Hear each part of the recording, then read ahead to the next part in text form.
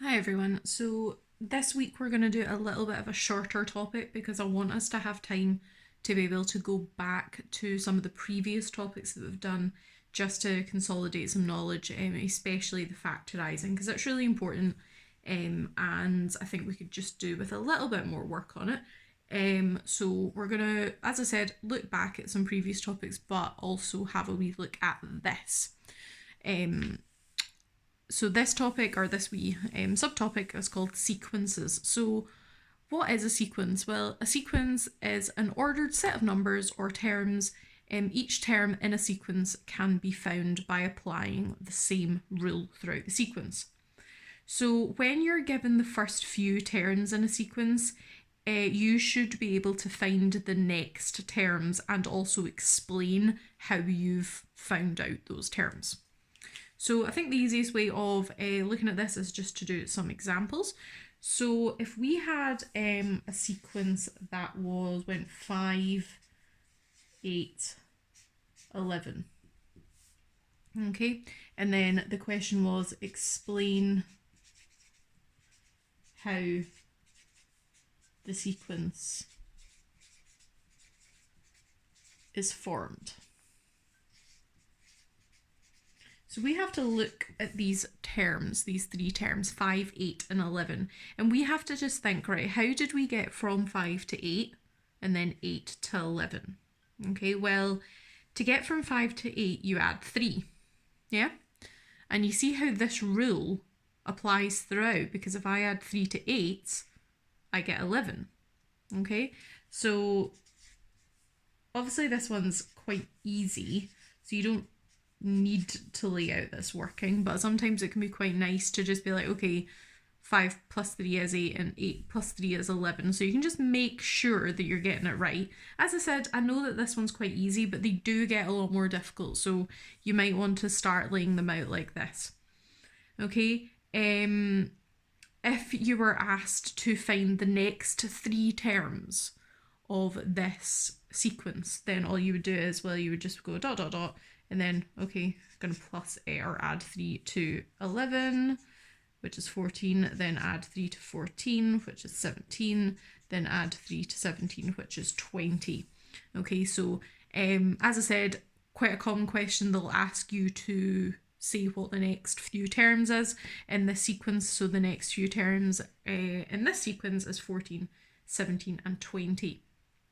Okay, so to actually answer this question, if it obviously asks you for the next 3 terms, you just go next 3 terms, 14, 17, and 20. But it says explain how the sequence is formed. Okay, so sequence formed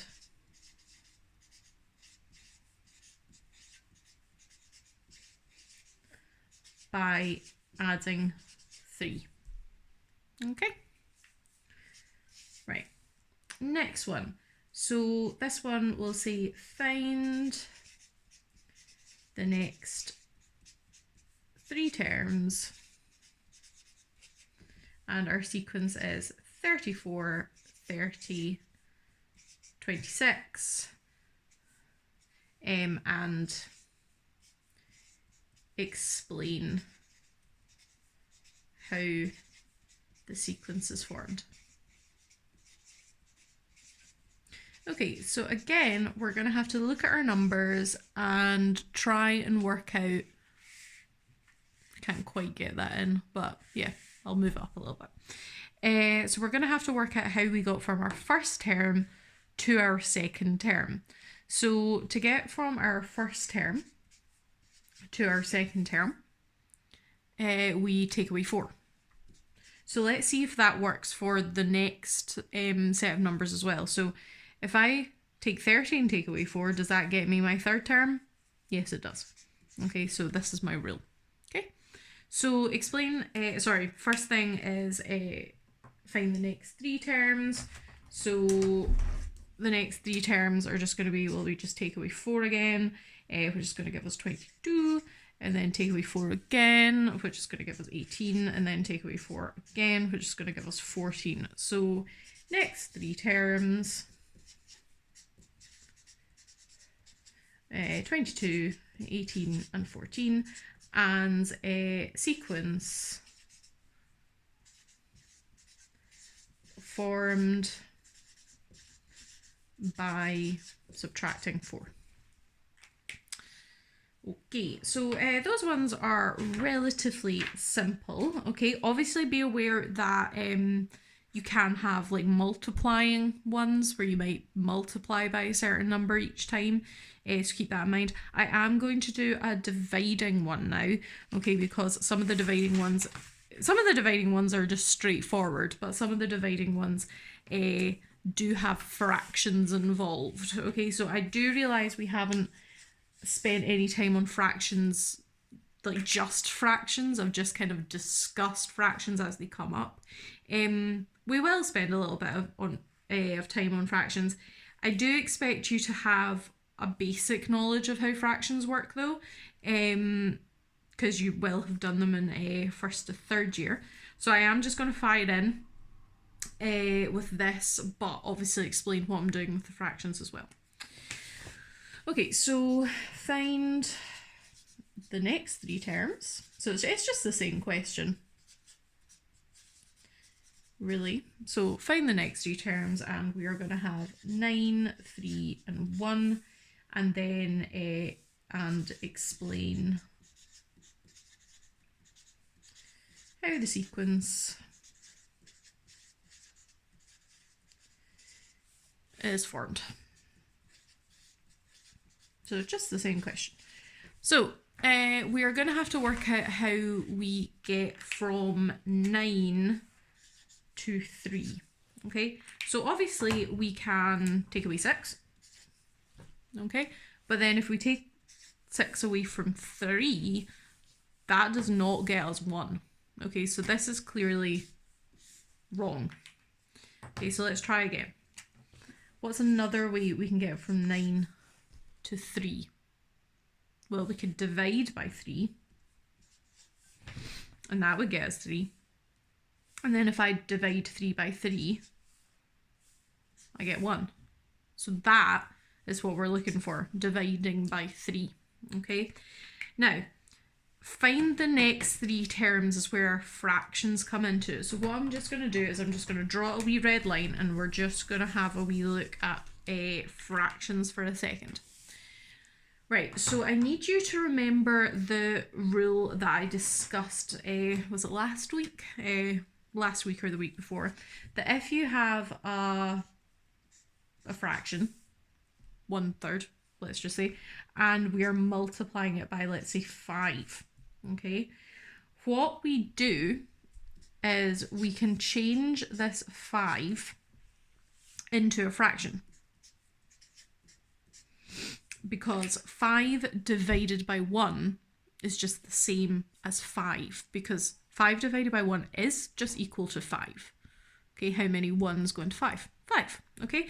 So manipulating this number, okay, to make it 5 to 5 over 1 is how a lot of maths works, okay? So we're just manipulating this and writing it in a slightly different way. It means exactly the same thing. And then, if we can remember, we just go ahead and multiply the tops together and multiply the bottoms together. So 5 times 1 is 5, and 3 times 1 is 3. So 1/3 times 5 is equal to 5 divided by 3. Okay, so we discussed that earlier. Okay, so I'm going to do the same, but instead of multiplying, we're going to be dividing. So let's say I had 1/5, okay, and I was dividing by 6, let's say, okay? I want you to look at this in kind of the same way, as we change this 6 into a fraction. So we do 1/5, okay, or 1/5, divided by 6 over 1, okay, because 6 divided by 1 is just 6. So these two things are exactly the same thing, it's just writing it in a different way. Now, here's the wee trick, okay? See, when you're dividing a fraction, what we can do is we can just flip the fraction after the divide sign, okay? So the fraction after the divide sign, we just flip it like that. So instead of 6 over 1, we get 1/6. And we just change this divide to a multiplication. Okay, and then it's just the same as what we had up here. We just times the tops and times the bottoms. So we get 1 over 30. Okay, so an extra wee step in there. Okay, but hopefully we do recognise this. Okay, hopefully we've kind of covered this before a wee bit. If you don't recognise it, don't worry, I'll try another one and we can have a wee go. So if I had 2 over 7, let's say, okay, making it a slightly harder fraction, 2 over 7, and I was dividing it by 5. Okay, what we'd do is we'd just rewrite this 5 as 5 over 1. Okay, because remember these two are exactly the same things.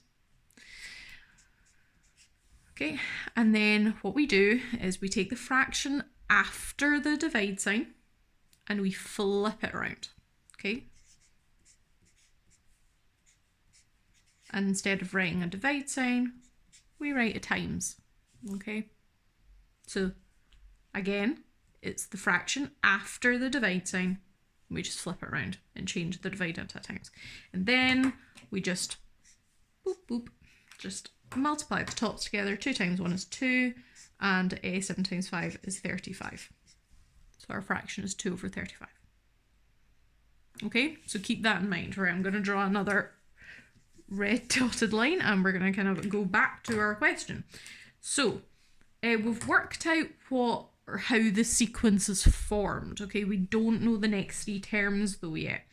So we've got 9, we've got 3, and we've got 1. Okay, and we know that we divide by 3 each time. So what I'm going to now have to do is divide 1 by 3.